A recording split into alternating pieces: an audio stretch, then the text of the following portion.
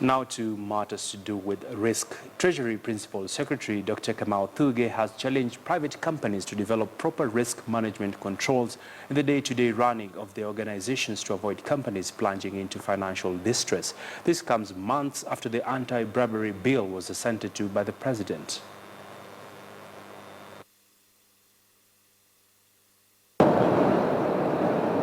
With a fast-growing population, Kenya has seen a sharp rise in demand for goods and services. With a growth rate of about 5.6%, the country's economy is poised for major takeoff once investments in infrastructure starts to pay off. But the stumbling block to Kenya's accelerated growth is corruption. The government of Kenya has put in place initiatives that would spur boards and senior management to see value in pursuing good corporate governance and risk management practices. It is mandatory for all our public entities to have an internal auditing agency. The Act was put in place to strengthen that auditing function. We now want to extend the same to the private sector. Internal audit departments in the public sector have grown from strength to strength, but still face challenges relating to budget, equipment, staffing, and job segregation with the other management services. The draft internal auditing bill, drafted in consultation with the Institute of Internal Auditors Kenya chapter, will go a long way in tackling some of these shortcomings and challenges.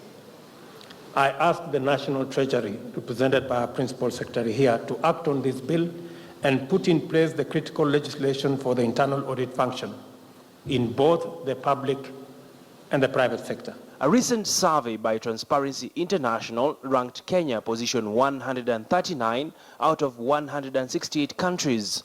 Weak ethics coupled with poor corporate governance practices remains a key challenge.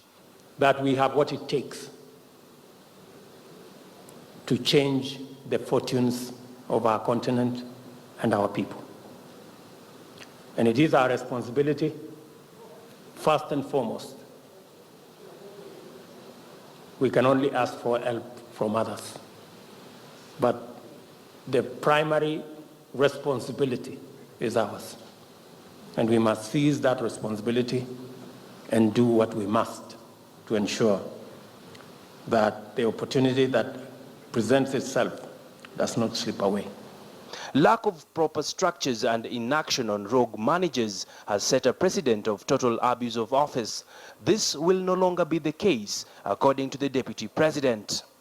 It boils down to the democratization of our economies and to ensuring that professionals like yourself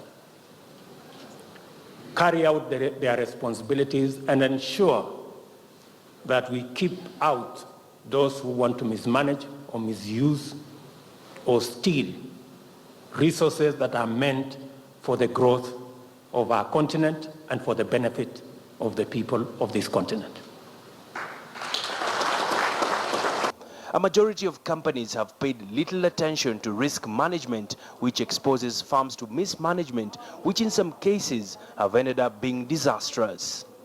Corporate challenges like Enron and those that led to the financial crisis in 2008 underline the far-reaching repercussions of today's highly integrated global economy. In Africa, the economic weight of such activities is much more severe than in California or, for example, in London. In Kenya, we have experienced this with troubled financial institutions. Africa is not in a position to be losing jobs or watching the hard-earned savings of families go down to waste. Whereas over the years, developed countries have painstakingly built up reputations of stable, transparent, and open international hubs for doing business, Africa needs to strengthen corporate governance. Abi Agina, KTN Business Today. Well, from that report, we want to take a quick commercial break, but when we come back, we'll be telling you about the Internal Auditors Conference. I got an exclusive interview with the president of International Institute of Internal Auditors, and we'll also be giving you an update on how the money markets as well as the stock markets are looking like on this Thursday of May All this after this commercial break.